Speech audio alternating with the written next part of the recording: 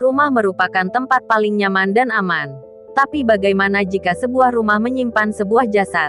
Dari beberapa sumber berikut ini, Five Light Info merangkum 5 kasus penemuan jasad di dalam rumah yang mengenaskan.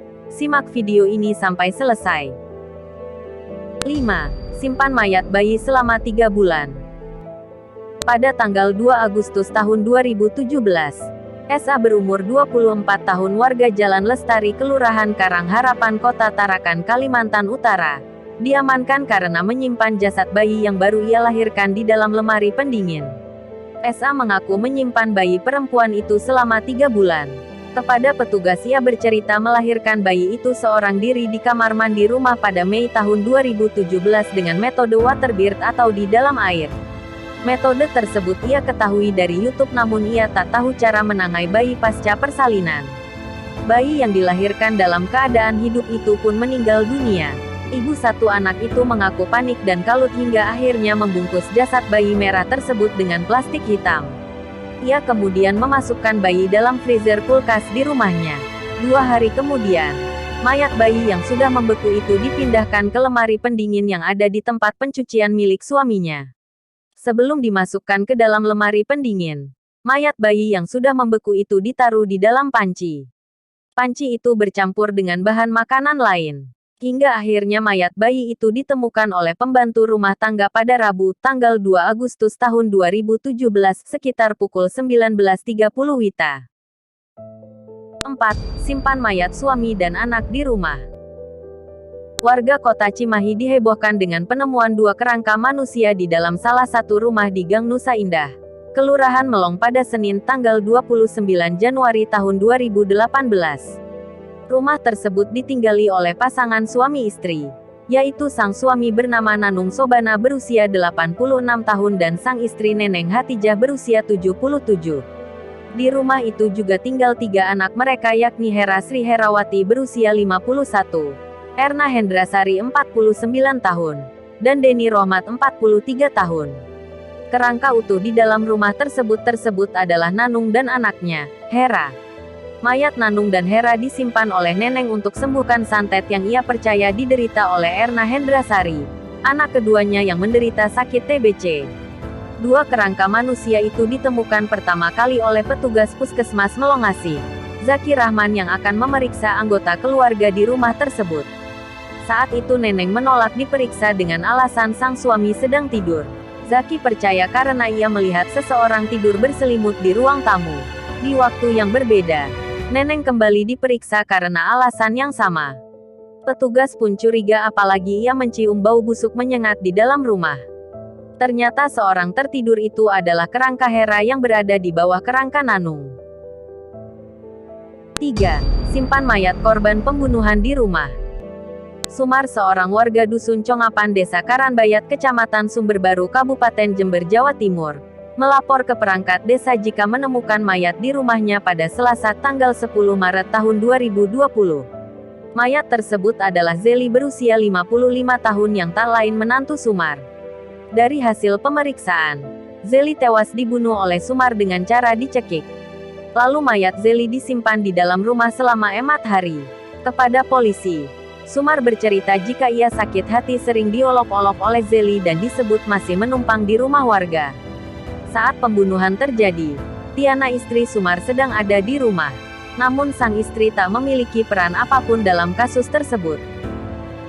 2. Simpan mayat anak selama 4 bulan di kamar. Mayat bocah 7 tahun ditemukan dalam kamar rumahnya di Dusun Paponan, Kecamatan Bejen, Kabupaten Temanggung pada Minggu, tanggal 16 Mei tahun 2021. Ternyata mayat A sudah disimpan selama 4 bulan orang tuanya, yakni M dan S. Mereka menyimpang mayat A karena yakin sang anak akan hidup kembali seperti yang dikatakan H, tetangga mereka yang dikenal sebagai dukun. Selama 4 bulan, M dan S secara berkala membersihkan jasad anak kedua dari 4 bersaudara itu dengan tisu dan cotton bud. Saat ditemukan, kondisi mayat A dalam keadaan kering, tersisa kulit dan tulang. Tetangga tak mencium bau mayat karena M dan S selalu menyemprot pengharum ruangan dan meletakkan banyak kapur barus. Apalagi lokasi kamar yang tertutup dan jarak rumah dengan tetangga cukup jauh.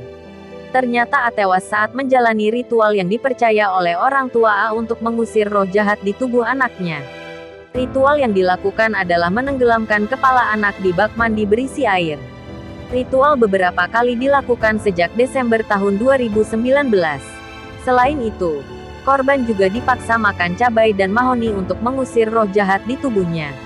Ritual terakhir yang menewaskan A dilakukan sekitar Januari tahun 2021 sekitar pukul 14. 1. Keluarga Kalideres. Kasus satu keluarga yang tewas di dalam sebuah rumah di Citra Garden 1 Kalideres, Jakarta Barat, masih menyisakan misteri. 4 korban diidentifikasi atas nama Rudianto Gunawan berusia 71 tahun dan sang istri Margareta Gunawan 68 tahun. Lalu anak dari keduanya bernama Dian 40 tahun dan yang terakhir Budianto Gunawan 69 tahun merupakan ipar dari Rudianto. Warga awalnya curiga mencari sumber bau tak sedap dari sumber kejadian. Setelah rumah didobrak, warga menemukan 4 orang itu sudah dalam keadaan tewas di ruangan berbeda-beda Kamis tanggal 10 November tahun 2022 malam. Polisi belum bisa menyimpulkan penyebab tewasnya keempat orang itu. Namun dari hasil otopsi, tidak ada tanda-tanda kekerasan pada 4 orang itu. Belum pula ditemukan zat atau unsur berbahaya di organ dalam mereka. Hasil otopsi juga menunjukkan bahwa waktu meninggal dunia keempat orang itu berbeda-beda. Paling lama, ada yang meninggal dunia sejak 3 pekan lalu. Namun ada hal janggal yang ditemukan melalui proses otopsi. Tidak ada zat atau unsur makanan di organ dalam keempat korban tewas tersebut. Kepala Kepolisian Sektor Kalideres AKP Syafri Wasdar menyebutkan, kondisi lambung kosong tidak dapat diartikan bahwa mereka tewas akibat kelaparan. Terkait tidak ditemukan sisa atau bekas makanan di organ dalam keempat korban itu, keterangan sementara belum tentu menjadi penyebab kematian, kata Syafri saat ditemui di Mapolsek Kalideres, Sabtu tanggal 12 November tahun 2022. Menurut dokter forensik, jasad sudah berusia lebih dari beberapa hari saat ditemukan. Bahkan hitungan pekan. Biasanya, untuk jasad yang sudah lama seperti ini, kondisi organ dalam kosong itu merupakan hal yang wajar. Jenazah yang dilakukan pemeriksaan dalam keadaan begitu, memang tidak ada masuk makanan 2 hari atau lebih, ujar Syafri. Di sisi lain Syafri mengatakan, penyidiknya menemukan sejumlah struk belanja harian di dalam rumah. Tetapi berdasarkan bukti belanja itu, tidak dapat disimpulkan pula bahwa para korban makan sebelum tewas. Sebab struk itu tak ada yang tertanggal baru-baru ini. Itu bon bekas dia belanja sehari-hari. Itu sudah lama, ada yang sudah dari 2021, ujar Syafri. Polisi pun masih mencari tahu mengapa tidak ditemukan bahan makanan di rumah tersebut. Bahkan air minum pun tidak ditemukan di dalam rumah itu. Terima kasih sudah menonton video ini sampai akhir. Mohon maaf video ini tidak bermaksud menyinggung atau menyakiti perasaan keluarga yang ditinggalkan. Menurut kalian mana yang paling seram?